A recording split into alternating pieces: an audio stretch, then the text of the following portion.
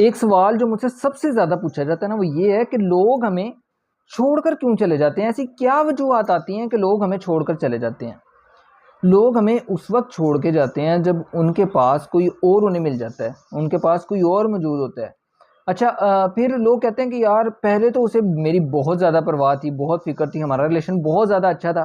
फिर अब ऐसा क्या हो गया कि जिसकी वज़ह से वो मेरे साथ बात तक नहीं करता, उसे मेरी फ़िक्र नहीं है।